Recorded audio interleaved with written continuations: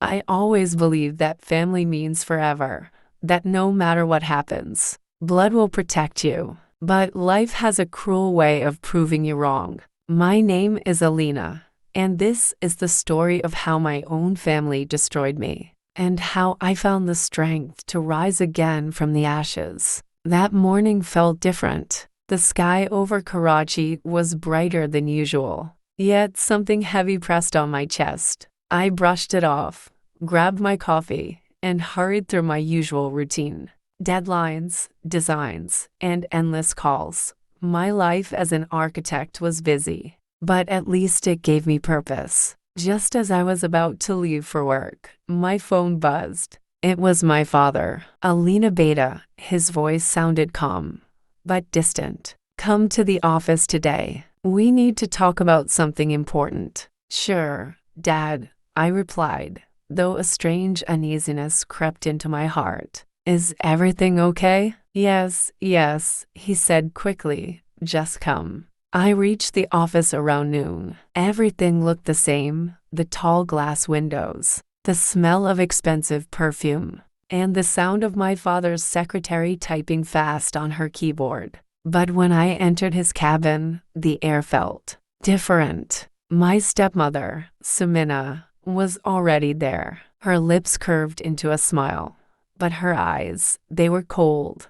almost mocking. "Alina, darling," she said sweetly, "you look tired. Work must be keeping you busy, I smiled politely. "It does, Auntie. But it's worth it." Her smile faded. "You work too hard. Maybe too hard for something that isn't really yours." I frowned. "What do you mean?" My father looked away. His hands trembled slightly as he shuffled a few papers on the desk. "Alina," he began softly, "we've decided to transfer the company ownership to Bilal." For a second, I couldn't breathe. "Bilal?" I whispered. "My stepbrother?" He nodded, unable to meet my eyes. "But Dad, I built half the projects. Every design, every client. I worked for this." Samina leaned back in her chair, her voice dripping with satisfaction. "Family decisions aren't made by emotions, dear. They're made by power." I turned to my father, hoping, praying, that he would defend me. But he didn't. His silence was louder than her words. My hands shook. The world I built, the love I believed in, it all shattered in seconds. That was the day I lost my family. Or maybe that was the day I finally saw who they really were. When I stepped out of that office, the world looked the same. People rushing, cars honking, life moving. But for me, everything had stopped. I wasn't Alina, the proud daughter anymore. I was just another woman betrayed by the people she trusted most. But deep down, a fire had started to burn. Quiet, steady, dangerous. And that fire would soon consume them all. The next few weeks passed like a blur. Every morning I woke up hoping it had all been a nightmare. But reality hit harder each day. My father stopped answering my calls. The company emails no longer included my name. Projects I'd worked on for years were suddenly reassigned to Bilal, my stepbrother, who had never lifted a finger for the business. The office that once felt like home now treated me like an outsider. People avoided eye contact. Whispers followed me wherever I went. It was as if I had already been erased from the story I helped build. One afternoon, I gathered the courage to confront Bilal. I found him in the conference room, lounging in my father's chair, a glass of juice in his hand, smiling as if he had earned every bit of it. "Bilal," I said, trying to keep my voice steady, "you know this isn't right. I worked for this. I gave everything for this company." He chuckled softly. "You gave everything, Alina. But you forgot one thing. This world doesn't reward hard work. It rewards control." My jaw tightened. "You mean manipulation?" He leaned forward. "Call it whatever you want. In the end, you're out, and I'm in." I stared at him, trying to find even a trace of guilt. But there was none. Just arrogance. the same arrogance I had once mistaken for confidence. When I left the room, I passed by my father's office door. It was slightly open. Inside, I saw him sitting quietly, his head in his hands. For a moment, I thought he looked regretful, but when our eyes met, he looked away. That was enough to break something inside me. That night, I came home to find my stepmother waiting. Her voice was dripping with fake sweetness. "Oh, Alina, I heard you visited the office again. You really should stop embarrassing yourself, dear. It's over." I stood frozen for a second, then simply said, "You'll regret this." She smiled, unbothered. "I doubt it." The days turned into weeks, and my life fell apart piece by piece. My savings ran out. The rent on my apartment was due. People I thought were my friends stopped picking up my calls. No one wanted to be involved in the Cameron family mess. I sold my car, then my jewelry, then even my laptop, the one I had used for all my design work. Each sale felt like cutting away another part of myself. One evening, I sat by the window, watching the city lights shimmer in the distance. It was raining, soft, slow rain, the kind that makes you think too much. I thought about my mother, who had died when I was just 15. She used to tell me, truth always wins, even if it takes time. But where was the truth now? Where was justice? I pressed my forehead against the cold glass and whispered, "If no one will stand for me, I'll stand for myself." The next morning, I packed my bag, took whatever was left of my savings, and left the city. I didn't know where I was going, only that I couldn't stay where I was invisible.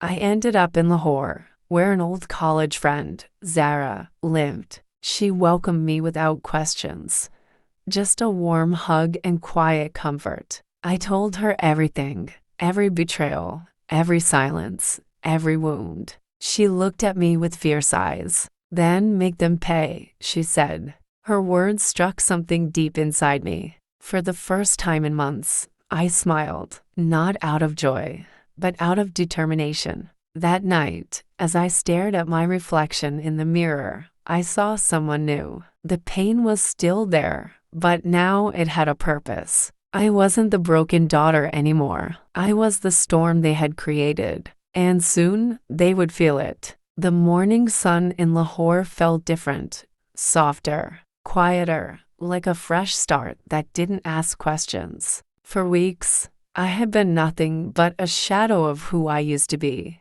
But now, for the first time, I felt the spark return. Zara helped me find a small apartment near her place. It wasn't fancy, cracked walls, flickering lights, but it was mine. I started freelancing again, designing for small firms, slowly rebuilding my career. Every new project, every new client, added a brick to the wall I was constructing. Not a wall of protection, but of power. Every night before sleeping, I would write in my journal, not about pain, but about plans. I noted every person who had betrayed me, every weakness they had shown, every secret they had tried to hide. Revenge wasn't about anger anymore. It was about precision. Months passed. My designs caught attention online. One of my projects went viral, a modern eco-home concept. Big companies started noticing. That's when fate decided to play its first twist. One day, my phone rang. "Hello, is this Alina Cameron?" The voice was formal, a corporate tone. "Yes," I replied cautiously. "I'm calling from Cameron and Sons. We've seen your recent work and would love to collaborate on an upcoming project." For a second, I thought I misheard. Cameron and Sons, my father's company. My lips curved into a bitter smile. Life really had a sense of irony. "I'd be happy to discuss," I said calmly, hiding the fire inside my chest. They had no idea who they were inviting back. The meeting was set for the following week. I spent nights preparing, not just for the presentation, but for the moment I would walk into that building again. not as the discarded daughter, but as the woman they had underestimated. When the day arrived, I stood in front of the mirror, dressed in a simple black suit. Confidence looked good on me again. Zara placed a hand on my shoulder. "Go remind them who you are," she said. The office lobby looked exactly the same. The same scent of coffee, the same marble floors. But I was no longer the same woman who had walked out crying. I walked past the receptionist with my head high and entered the conference room. Bill was there, along with a few board members. He froze when he saw me. "Alina," he said, half in disbelief, half in irritation. "Yes," I replied with a faint smile. "Miss Alina Cameron, lead architect for the project you want." His expression tightened. "I didn't know it was you." "Clearly," I said, setting my portfolio on the table. "Shall we begin?" As I spoke, presenting my designs with calm precision, I watched his confidence crumble. Every detail, every idea was flawless, years of pain transformed into art. The board loved it. They applauded. By the end of the meeting, the CEO from the partner company shook my hand. "Brilliant work, Miss Alina. You'll be leading the entire project." Bilal's jaw clenched. He couldn't protest, not without looking like a fool. I walked out with the contract in my hand, and for the first time, I felt power again. Quiet, graceful, earned. That night, when I told Zara what had happened, she laughed through tears. "That's the start," she said. "Now finish it." And I would, but not with anger. I wanted them to feel what I had felt: loss, isolation, regret. Not through destruction, but through truth. Because revenge isn't always about hurting others. Sometimes it's about showing them what they lost when they chose betrayal over love. And that was exactly what I planned to do. Months turned into a year. My name started appearing in magazines. My designs were being talked about everywhere. People called me the comeback architect, unaware that every brick I laid carried the weight of my broken past. Cameron and Sons, the empire my father once ruled, was now struggling. The partner company I worked with slowly began shifting their projects to me directly. Clients preferred my firm, my name, my vision. One evening, I received a call from an unknown number. The voice on the other end trembled. "Alina, it's your father." For a moment, my heart stopped. "Dad, please come see me," he said softly. I hesitated, but something inside me told me to go. Not for him, but for closure. When I arrived at the old mansion, it felt smaller than I remembered. The grandeur was gone, replaced by silence and emptiness. My father sat in his study, looking older, weaker, and more broken than ever. He looked up, tears gathering in his eyes. "Alina, I'm sorry." I stood quietly. For years, I had dreamed of this moment, to see regret in his eyes, to hear those words. But now that it was here, it didn't bring satisfaction, only peace. "I should have protected you," he continued, voice trembling. "Samina, she fooled me. Bilal's been stealing from the company. Everything's collapsing." I took a slow breath. "You chose them over me, Dad." He lowered his head, and I lost everything because of it. I walked to the window, looking out at the dying garden where my mother used to plant roses. "Do you remember what Mom used to say?" I asked quietly. He nodded weakly. "Truth always wins." I turned to face him. It did. He started crying softly. I placed my hand on his shoulder, not out of love, but forgiveness. "I'm not here for revenge anymore, Dad. I'm here to say goodbye." As I walked out of that house, Samina stood by the stairs, her face pale, fear in her eyes. The woman who once smirked at my pain now trembled at her own downfall. Their empire was gone, their wealth, their reputation, all slipping through their fingers. And I didn't have to destroy them, they did it themselves. Outside, the air felt lighter. I looked up at the evening sky, painted with the last rays of sunset. The city that once witnessed my tears now reflected my strength. Back at my office, Zara smiled as I walked in. "You look peaceful," she said. "I am," I replied, "because I finally understand. Revenge doesn't always mean destruction. Sometimes it means rising so high that your existence becomes their reminder." We laughed softly, and I looked out the window, watching the city lights shimmer, bright, alive, unstoppable. I had lost everything once, but in the process, I had found myself, and that was the sweetest revenge of all.